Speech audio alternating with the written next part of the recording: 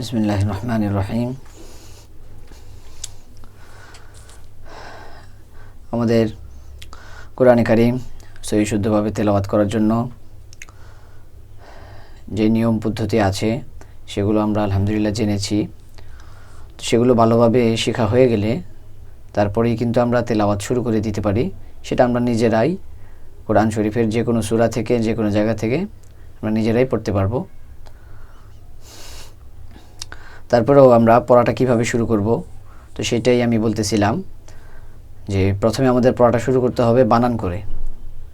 বানান করে পড়তে পড়তে বানানটা যখন চালু হয়ে যাবে এবং এমন চালু হবে যে বানান ছাড়াই আপনি রিডিং পড়তে পারেন, সেই যোগ্যতা অর্জন হয়ে যাবে। যে মনে মনে বানান করে আপনি সরাসরি রিডিং পড়তে পারতেছেন, বানানটা জোরে জোরে করা লাগে না। সেই যোগ্যতা যখন অর্জন হয়ে যাবে তখন আপনি রিডিং পড়া শুরু করবেন বানান ছাড়াই। তার আগে সেই যোগ্যতা হওয়ার আগ পর্যন্ত বানান করে কিন্তু পড়তে হবে। তো বানান করে কিভাবে পড়তে হবে সেটা আগের ক্লাসে সূরা লাহাবের মধ্যে আমি দেখিয়েছি। তো তারপরে এখানে আরেকটি সূরা আছে, সেই সূরাটি হচ্ছে সূরাতুল ফালাক। তো এটাকে আমি আজকে কিভাবে রিডিং পড়তে হবে, বানান হয়ে গেলে, বানান শেখা হয়ে গেলে, বানান পড়া শেখা হয়ে গেলে রিডিং কিভাবে পড়তে হবে সেটা ইনশাআল্লাহ দেখাবো। তো এই সূরা শুরুতেও বিসমিল্লাহ আছে। আমি বলেছি যে প্রত্যেক সূরা শুরুতেই বিসমিল্লাহির রহমানির রহিম কোরআন শরীফে লেখা থাকে, আমাদেরও এটা পড়ে নিতে হবে। বিসমিল্লাহির রহমানির রহিম। সূরাতুল ফালাক খুবই গুরুত্বপূর্ণ একটা সূরা। তো আমরা হয়তো অনেকেই জানি যে কোরআন শরীফে তিন কুল আছে। তিন কুল নামে একটা জিনিস আছে, সেটা হচ্ছে তিন কুল বলতে কুল হুয়াল্লাহু আহাদ, কুল আউযু বিরাব্বিল ফালাক, কুল আউযু বিরাব্বিন নাস। এই সূরাগুলো খুবই গুরুত্বপূর্ণ, ফজিলতপূর্ণ, এগুলোর ফজিলত হাদিসে পাওয়া যায়। তো এই জন্য এই সূরাগুলো অনেক মানুষেরই মুখস্থ থাকে। তো যাদের মুখস্থ নেই তারা মুখস্থ করে নিলে এটার অনেক উপকার আছে, উপকার পাওয়া যাবে। তো এরকমই একটা সহজ সূরা আমি নিয়েছি যাতে করে বুঝতে সহজ হয় পড়াটা। কুল আউযু বিরাব্বিল ফালাক, এভাবে পড়তে হবে রিডিং। কুল আউযু বিরাব্বিল ফালাক। কফের নিচে কিন্তু জের আছে, আর আমরা জের পড়তেছি না এখানে। কারণ কি? কফের মধ্যে ওয়াকফ হয়েছে, কফের পরে কিন্তু এই যে ওয়াকফের চিহ্ন আছে। আর যে হরফে ওয়াকফ হয় সেই হরফে সাকিন পড়তে হয়, মানে উপরে জজম ধরে, উপরে মনে মনে জজম ধরে পড়তে হয়। তো কফের নিচে জের বাদ উপরে জজম ধরে আমরা পড়তেছি যে ফালাক, এরকম। আর কফটা যেহেতু কলকলার হরফ, আর কলকলার হরফে জজম হইলে তখন কলকলা করতে হয়, মানে ধাক্কা দিয়ে পড়তে হয় ফালাক, এরকম। আর এই আয়াত পূর্ণ হওয়ার যে চিহ্ন, এর মাঝখানে এখানে এক লেখা আছে, তারপরটায় 2, তারপরটায় 3, এর মানে হচ্ছে যেটা এই সূরাতুল ফালাকের 1 নম্বর আয়াত, সূরাতুল ফালাকের 2 নম্বর আয়াত, সূরাতুল ফালাকের 3 নম্বর আয়াত। তো এটা এখানে বাংলায় লেখা হয়েছে, কোনো কোনো কোরআন শরীফে বাংলায় থাকে, কোনো কোনো কোরআন শরীফে এই সংখ্যাটা, আয়াতের সংখ্যাটা আরবিতে লেখা থাকে। আচ্ছা, আরেকটা বিষয় হচ্ছে এখানে আয়াত পূর্ণ হওয়ার যে চিহ্ন, এটার উপরে কিন্তু ওয়াকফের অন্যান্য চিহ্ন থাকে অনেক সময়। যেমন এখানে আছে এই আয়াতের উপরে আছে লাম আলিফ চিহ্ন। আর ওয়াকফের এই লাম আলিফ চিহ্নটা থাকলে তখন কিন্তু আমরা জানি যে এই ওয়াকফের উপরে যদি লাম আলিফের চিহ্নটা থাকে তখন কিন্তু মিলিয়ে পড়ারও সুযোগ আছে, এখানে থামারও সুযোগ আছে, মিলিয়ে পড়ারও সুযোগ আছে। লাম আলিফটা যখন ওয়াকফের চিহ্নের উপরে থাকে, আয়াত পূর্ণ হওয়ার চিহ্নের উপরে থাকে, তখন থামাও যায়, মিলিয়েও পড়া যায়। আর যদি এই লাম আলিফটা মাঝখানে আসে, আয়াতের মাঝখানে, তখন কিন্তু অবশ্যই মিলিয়ে পড়তে হয়। সেটা যেহেতু আয়াতের শেষে আছে, তো এখানে আমরা থামতেও পারি, মিলিয়ে পড়তে পারি। তো আমি এখানে থামলাম।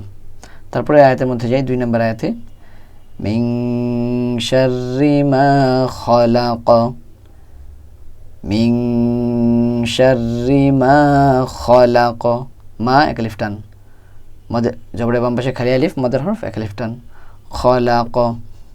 এখানেও একই কথা, যে আয়াত পূর্ণ হওয়ার চিহ্ন, এখানে আমি থেমেছি, কিন্তু এই আয়াতের উপরে ওয়াকফের চিহ্নের উপরে কিন্তু লাম আলিফের চিহ্ন আছে, তার মানে মিলিয়ে পড়ারও এখানে সুযোগ আছে।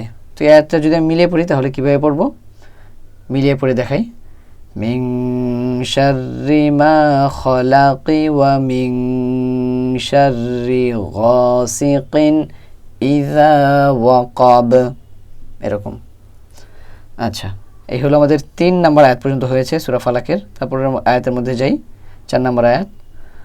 ওয়া মিন শাররিন, মিং গুণা হবে, নুনে সাকিনের পরে শিন হরফ, আর শিন হচ্ছে ওই 15টি হরফ, যে 15টি হরফের মধ্যে থেকে কোনো হরফ যদি নুনে সাকিন বা তার মিনের পরে আসে তাহলে সেখানে গুণা করে পড়তে হয়, সেখানে গুণা হবে।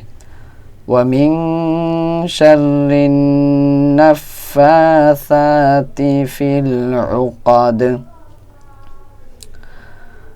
এখানে একটা লক্ষণীয় বিষয় হচ্ছে এই সূরা মোট আয়াত সংখ্যা হচ্ছে 5 আয়াত সংখ্যা, কিন্তু একদম 1 2 3 4 প্রথম 4 আয়াতের উপরেই কিন্তু লাম আলিফের চিহ্ন আছে। তার মানে প্রথম 4 আয়াত মিলিয়ে পড়া যাবে, একসাথে মিলিয়ে পড়া যাবে, থামাও যাবে। পরে 5 নম্বর আয়াতের মধ্যে আসি, ওয়া মিন শাররি হাসিদিন ইযা হাসাদ, ওয়া মিন শাররি হাসিদিন ইযা হাসাদ। আলহামদুলিল্লাহ, এই সূরাটি শেষ হয়ে গেল। তো এখানে কিন্তু এই ওয়াকফের চিহ্নের উপরে এখানে কিন্তু লাম আলিফ নাই, তার মানে এখানে আর মিলিয়ে পড়ার সুযোগ নাই, কারণ পরবর্তীতে তো এই সূরার কোনো আয়াতই নেই, আমরা পরে পরে মিলিয়ে পড়বো কীভাবে? তো এখানে মিলিয়ে পড়ার কোনো সুযোগ নাই, তো এই জন্য এখানে এই ওয়াকফের চিহ্নের উপরে কিন্তু লাম আলিফের চিহ্ন নাই। আচ্ছা, একটা কি লেখা আছে? এটা আইন আছে, আর এই আইনটা হচ্ছে যে আয়াতের উপরে থাকবে, তো সেখানে আমাদের বুঝতে হবে যে সেখানে একটা রুকু হয়েছে। রুকু হচ্ছে কোরআন শরীফের এটা পরিমাণ বোঝানো হয়, যে নামাজের মধ্যে 1 রাকাতে 1 রুকু পরিমাণ পড়া, অথবা 2 রুকু 3 রুকু যাই হোক, তো রুকু পরিমাণ পড়া, রুকু হিসেবে পড়া নামাজের মধ্যে ভালো, তো সেই হিসেবে রুকু দেওয়া থাকে। তো যেখানে আইনের চিহ্ন থাকবে আমাদের বুঝতে হবে যে সেখানে 1 রুকু পূর্ণ হয়েছে, এটা রুকুর চিহ্ন। তো আলহামদুলিল্লাহ, আশা করি আমরা বুঝতে পেরেছি। তো এখানে আমি দেখাইলাম যে রিডিং কিভাবে পড়তে হবে, আর আগে সূরাতে দেখিয়েছিলাম যে বানান করে কীভাবে পড়তে হবে। বানানের নিয়ম হচ্ছে প্রথমে 1 আয়াত বানান করতে হবে, তারপরে সেই আয়াতটাকে রিডিং পড়ে যেতে হবে। এইভাবে আমরা তেলাওয়াত করবো ইনশাআল্লাহ তাআলা।